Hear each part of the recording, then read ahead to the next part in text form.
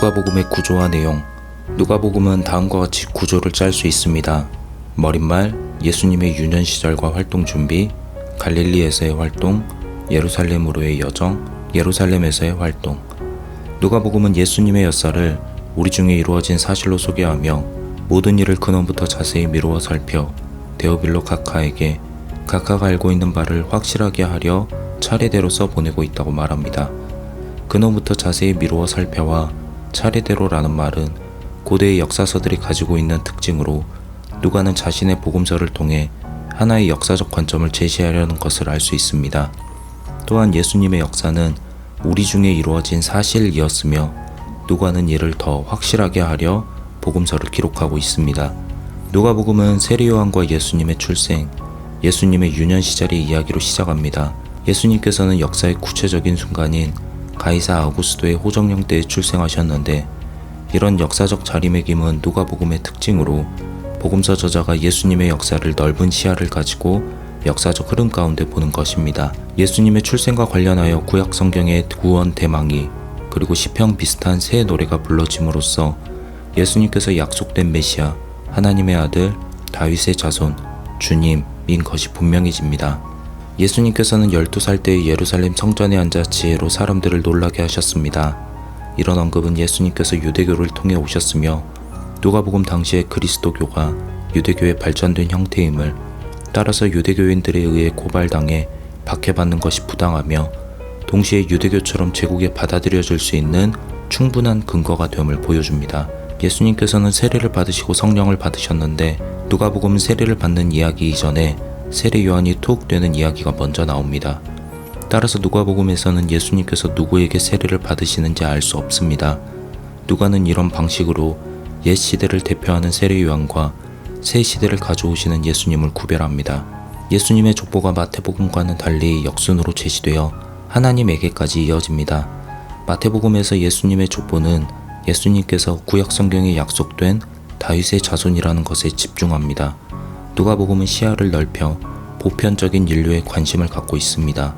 즉, 누가복음의 족보에 따르면 예수님께서는 창조주이신 하나님으로 이어져 예수님께서 모든 피조물에게 구원을 가져오는 분임을 말합니다.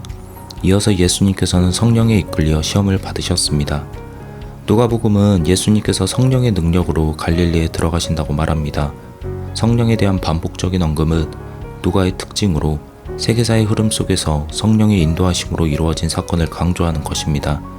예수님께서는 고향인 나사렛에서 배척을 받으시고 또 이로써 구약의 예언을 성취하십니다. 가버나움과 인근에서 귀신을 쫓으시며 아픈 사람을 고치셨고 가장 중요하게는 복음을 전하셨습니다. 예수님께서는 스스로 하나님 나라 복음을 전하기 위해 보냄을 받았다 말씀하십니다.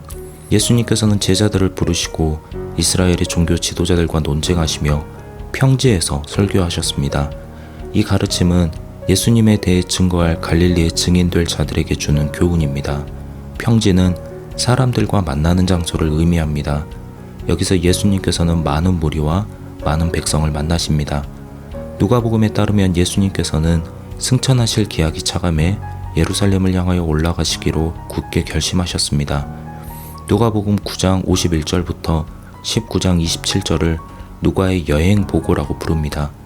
기약이 차감해라는 말로 시작되는 여행보고는 예수님께서 갈릴리에서 출발하여 사마리아를 거쳐 예루살렘으로 올라가는 여정에 대해 말합니다. 마가복음에서는 이 예루살렘으로 가는 여정이 짧게 서술되어 있지만 누가는 여기에 자신의 고유 자료를 더해 풍성하게 만들고 있습니다. 풍성한 이야기 가운데 독자들이 방향을 잃지 않도록 중간에 계속해서 예루살렘으로 향하고 있다 언급합니다.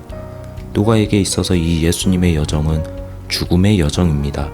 하지만 예수님께서는 십자가에서도 자신의 운명의 주인이시며 한탄하지 않으시고 오히려 자기 영을 하나님께 맡깁니다. 누가복음은 부활 사건과 예루살렘 주변에서 일어나는 세 가지 현현 사건, 승천 이야기로 마무리됩니다. 제자들은 부활하신 예수님을 만나 예루살렘에서 시작하여 모든 족속에게 죄사함을 받게 하는 회개를 선포하라는 사명을 받습니다. 이 선교 명령이 누가복음의 사도행전이 이어지는 이유입니다. 그러나 우선은 예수님의 이야기가 승천으로서 먼저 완결됩니다. 누가복음의 기록 배경. 누가복음은 사도행전과 한 세트로 된 작품입니다. 쉽게 말해 누가복음이 전반전, 사도행전이 후반전이라 볼 수 있습니다. 누가복음은 주 80년부터 90년경 의사였던 누가에 의해 기록된 것으로 전해집니다. 하지만 누가복음서 자체에서는 저자에 대한 어떠한 언급이나 암시가 없습니다. 우리가 누가복음서의 저자를 누가로 알고 있는 것은 오래전부터 교회에 내려져 내려온 전승 때문입니다. 누가복음 저자에 대한 언급 중 가장 이른 축에 속하는 언급은 주 180년경의 무라토리안 정경에 있습니다. 누가에 의한 세 번째 복음서, 누가는 의사이다. 그리스도께서 승천하신 후 바울은 누가를 서신을 맡은 자로 함께 데리고 다녔으며 누가는 전해 들은 내용을 자신의 이름으로 기록하였다. 누가는 개인적으로 주님을 본 적이 없으나 세례 요한의 출생에 관한 기사로부터 자신이 추적할 수 있는 모든 내용을 기록하였다.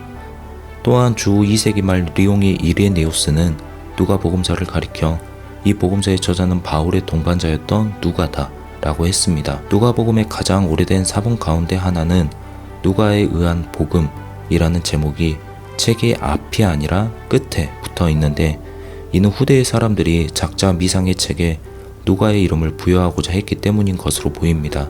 누가복음서의 저자가 누구인지 확실하게 알 수는 없습니다. 하지만 추측하기로는 누가가 사도시대에 탁월한 인물이 아니며, 따라서 누가복음이 누가에 의해 기록된 것이 아니라면 굳이 누가의 이름을 붙일 필요가 없었다는 것입니다. 아무튼 신약 성경에 따르면 누가라는 인물은 바울의 동반자이며 협력자였고 직업은 의사였습니다.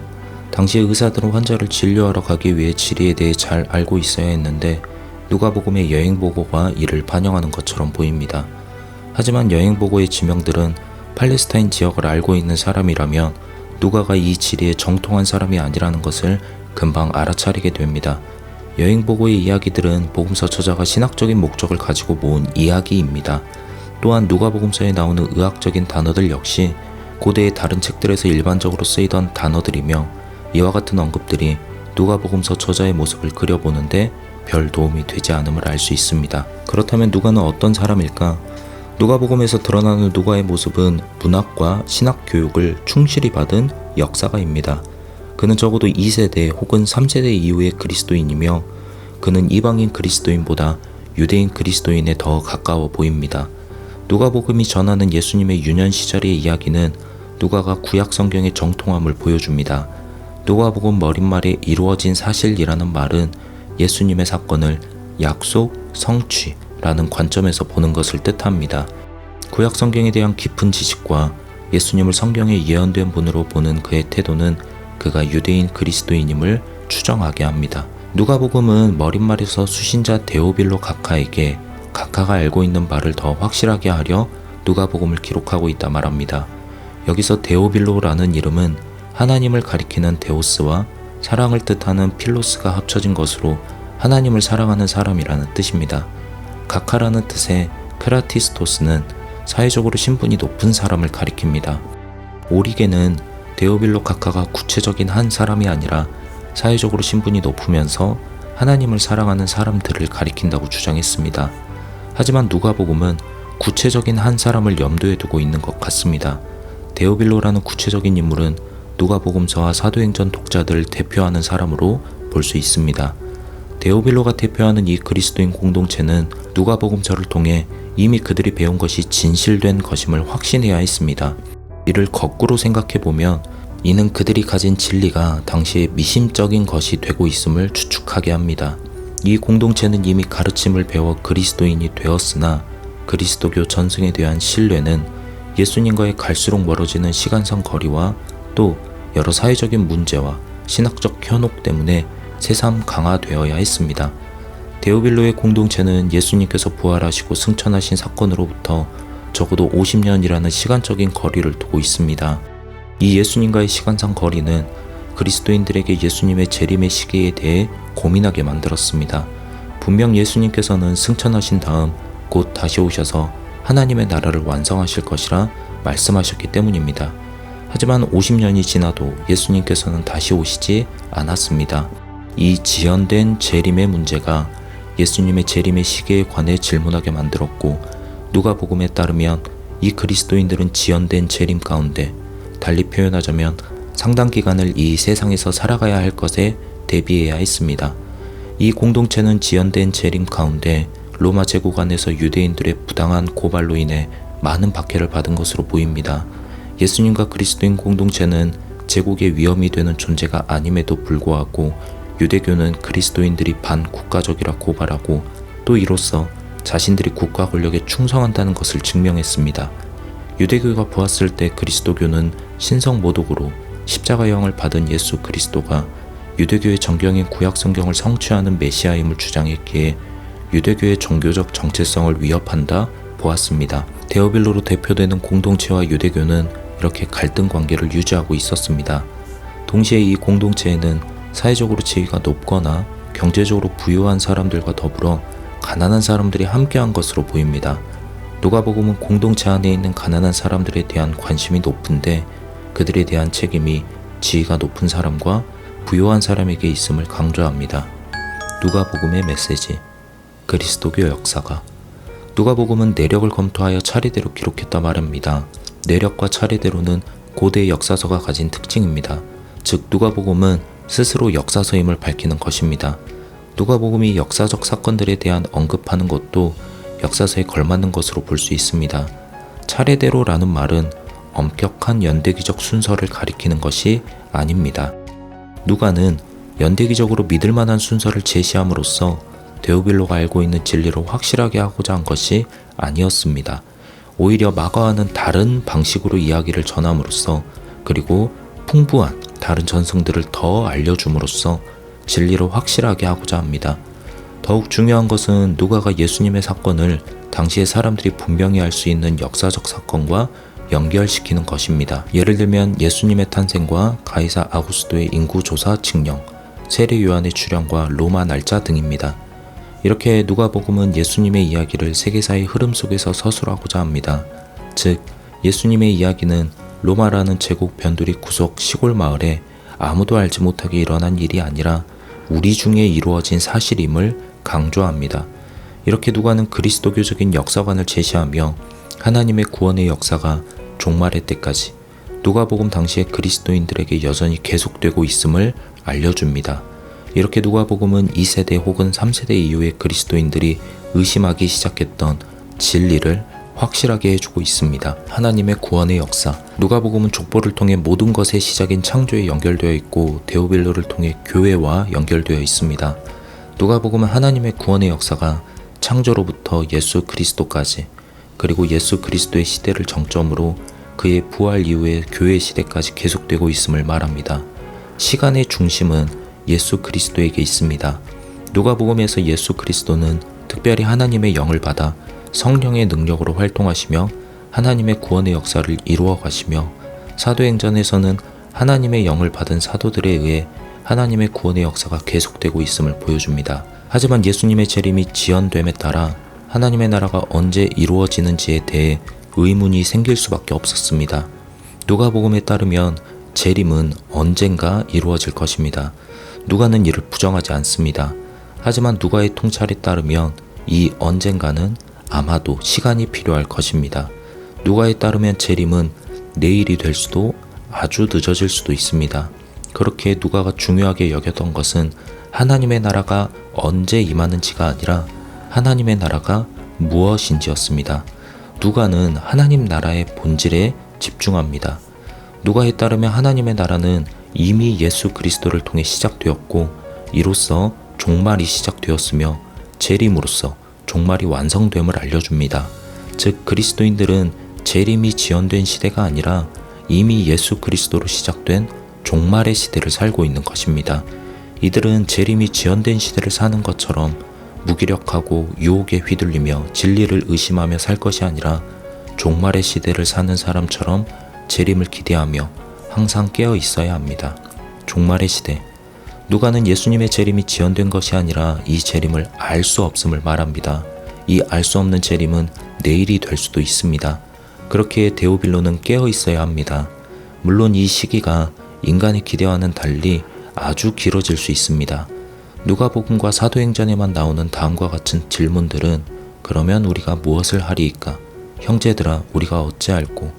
그리스도인들이 아직 상당 기간을 이 세상에서 살아가야 할 것에 대비해야 함을 보여줍니다. 누가에게 있어서 깨어 대비한다는 것은 계속해서 기도하며 성령을 구하고 자신의 영을 아버지에게 맡기며 공동체 안에 도움이 필요한 사람들을 돕는 것입니다. 이나 한편으로 박해받는 상황에서 성령의 인도하심을 구하고 다른 한편으로는 공동체 안에 도움이 필요한 사람들을 돕는 것입니다.